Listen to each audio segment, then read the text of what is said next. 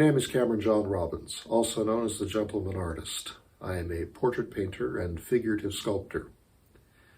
I've never really told the story before of how I came to focus so specifically on portrait painting.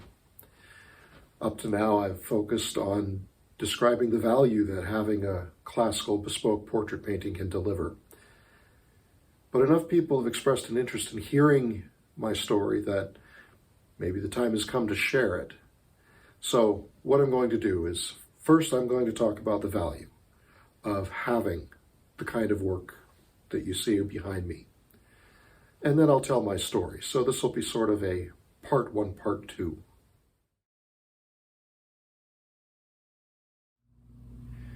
If I say the Mask of Tutankhamun, or the Girl with a Pearl Earring, or the Mona Lisa, you know exactly which works of art I'm referring to. And each of those works, and so many others, are portraits. In fact, the only reason we know that some of these people existed at all is because these works of art, these portraits, have survived for centuries, if not millennia. That's the first point of value. The kind of work that I create will make you immortal in the same way as the Mona Lisa is immortal.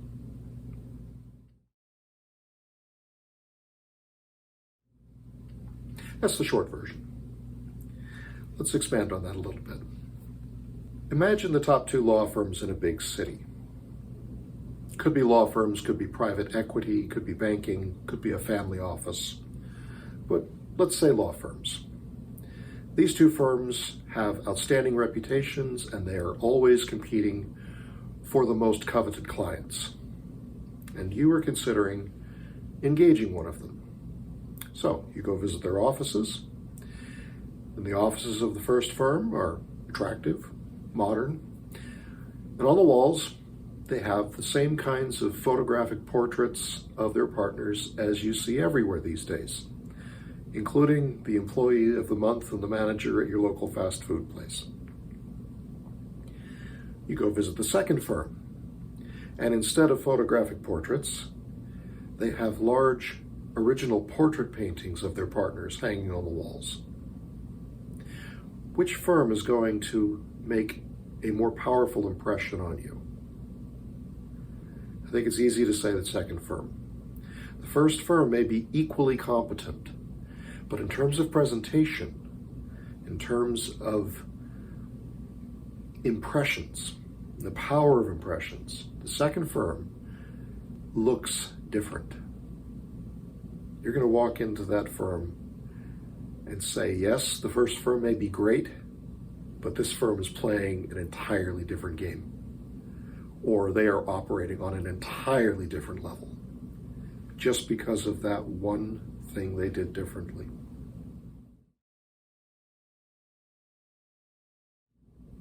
Second is that they can be an incredibly powerful personal avatar.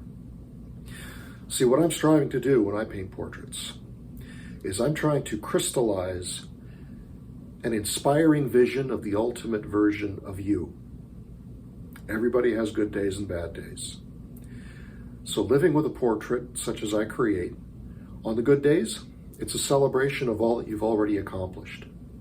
On the bad days, it can be an inspiring vision beckoning you forward to fulfill your destiny. A reminder of what you're still capable of, or the version of you that you are striving to become.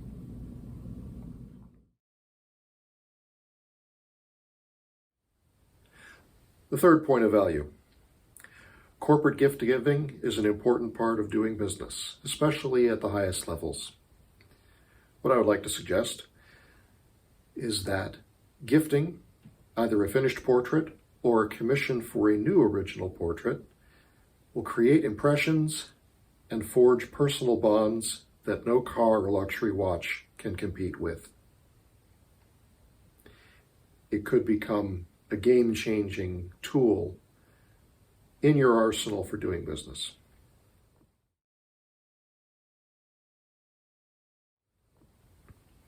And the last point of value could be the most important, and why all these previous points of value have the power that they do. An original portrait painting, such as these behind me, will become an instant family heirloom, whether you commission one for yourself or give one as a gift to someone else. So just imagine this. If you commission a portrait such as these, or any of the others that I've done, because of the longevity of these things, again, the Mona Lisa is centuries old. Your great-great-grandchildren will have an image of you that is still vibrant and alive. Imagine them looking at your portrait in the family home, telling each other stories about the adventures you had in creating the empire that they've inherited. That's why I say the work that I do will make you immortal. That's about the closest thing to immortality that we mortals can create. And that's exactly what will happen by commissioning a portrait.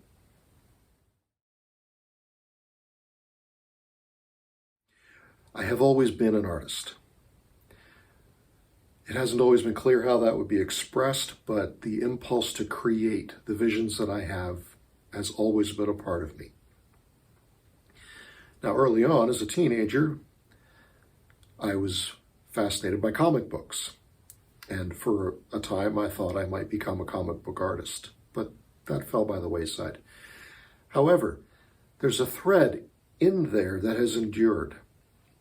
For one thing, I realized sometime later that comic books, superhero stories, are in a very real way a modern mythology comparable to the mythology of antiquity.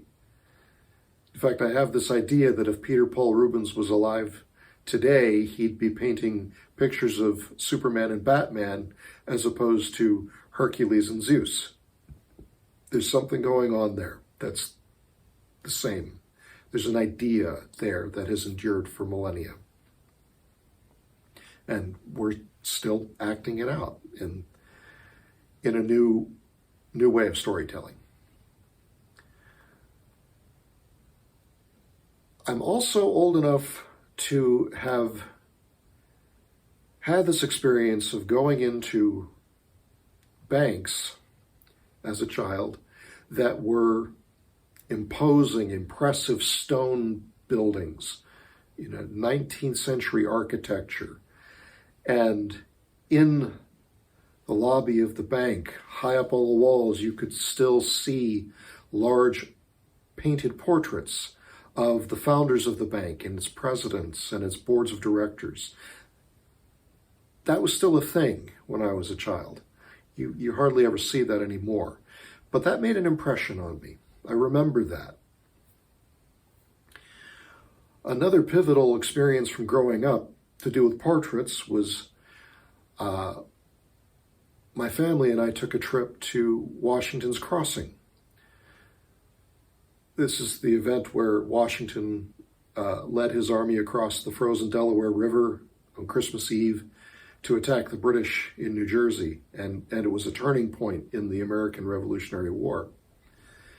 And in the small museum they have at Washington's Crossing, they have a reproduction of an unfinished portrait of George Washington painted by Gilbert Stuart.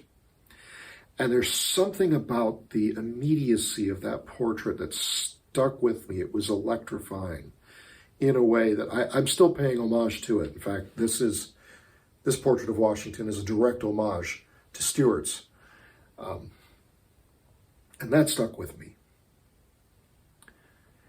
Then many years later, I'd only painted a few portraits up to this point, but I got this idea of painting a portrait of my father. Now, growing up, my father was in the Navy. He was an officer. And, every boy looks up to his father, or at least he wants to, should be able to. And so the image of my father in uniform from those days was also very powerful. And so I painted this portrait of my father, and it was kind of an artistic breakthrough for me. There were things that clicked that had eluded me up to that point. Something happened.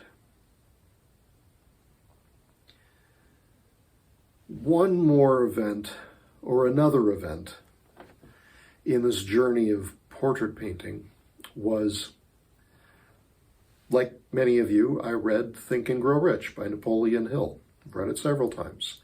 And so you may remember that in one of the chapters, Napoleon Hill talks about his imaginary board of directors. And he pictured himself sitting in a boardroom around a table with figures such as Abraham Lincoln and Mahatma Gandhi and whoever else was on his list, probably Andrew Carnegie.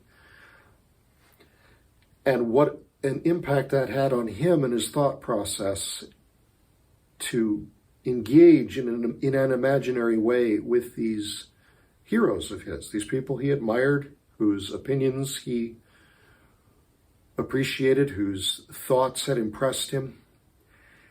And the last time I read the book, I suddenly thought, well, instead of imagining it, I'm an artist. I can paint portraits for my imaginary board of directors. And so that's what I started doing. And that's how some of these collections of historical portraits began. I started by painting my imaginary board of directors. Now that's expanded and moved on beyond that, but that's what I was doing at first. So you've probably noticed by now that heroes is kind of the through line, the conceptual idea that has endured through all these permutations and the evolution of this activity. And that's true, that's correct. And it's important because another thing that I've realized is that everyone is the hero in their own story. You are the star of your own movie, and everyone around you is just an extra. The closer you come to some people, the closer they get to being co-stars maybe, but you are still the hero of your story. Regardless of what our mothers may have said, you are literally the center of the universe, because that is the only perspective from which you experience everything. The challenge in life comes in partly because that is also the experience that everyone else is having. But again, so you are the star of your own movie. You are the hero in your own story. And I believe the world needs heroes.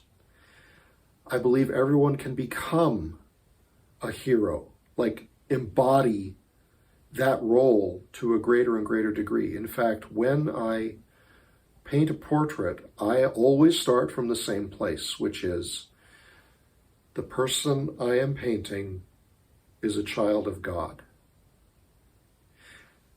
And that is because that is the greatest, grandest, most exalted frame of reference or starting point that I can imagine.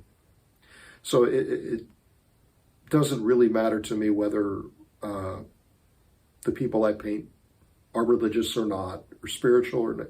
They can believe anything or nothing. That's not relevant to what I'm doing.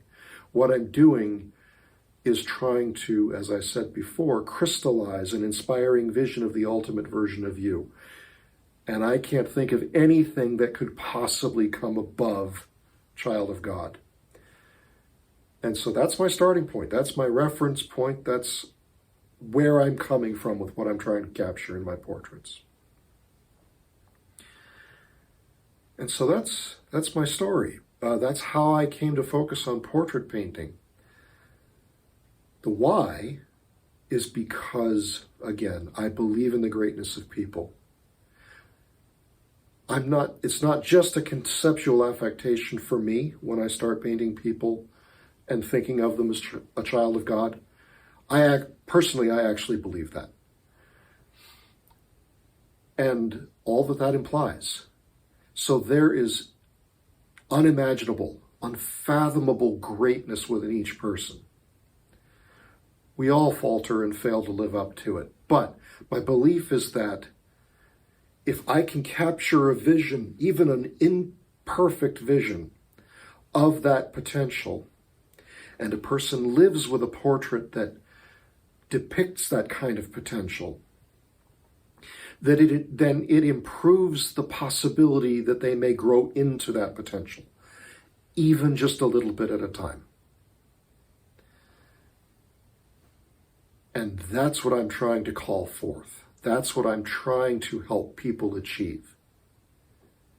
And so that's the why I do what I do. And that's why I do it through portraits, because it's so personal. It's you. And it's more than you. It's the elevated version of you. It's the ultimate version of you. So there you have it. For what it's worth, that's my story. That's what I do. And that's why I do it.